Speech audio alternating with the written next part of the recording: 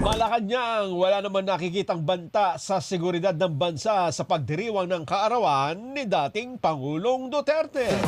Nakabantay din daw sila kasama ang law enforcer para bigyang seguridad ang mga gagawing pagtitipon ng mga taga-suporta ng dating Pangulo.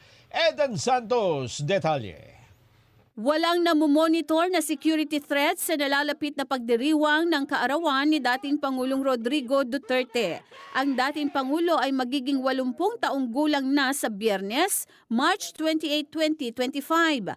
Inaasahang sa detention facility ng International Criminal Court sa The Hague, Netherlands, magdiriwang ng kaarawan ang dating Pangulo matapos arestuhin noong March 11 sa bisa ng arrest warrant dahil sa mga kaso ng crimes against humanity.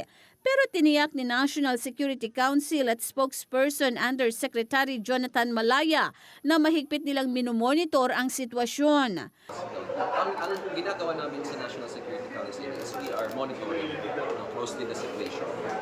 And as mentioned by yung ating Armed Forces of the Philippines, Vice Chief of Staff kanina, wala pa naman kaming monitor ng significant security threat with relation to the kung ano mang pwede mangyari sa March 20. Maging ang Philippine National Police ay handang mag-deploy ng mga tauhan sa Davao City para magbigay seguridad sa idaraos na pagtitipon ng mga taga-suporta ni Duterte. Nauna nang kinumpirma ni Vice President Sara Duterte na magtutungo sa The Hague ang kanyang kapatid na si Veronica Kitty Duterte, kabilang ang kanyang ina na si Hanilet, para makasama ang kanilang ama sa kaarawan nito.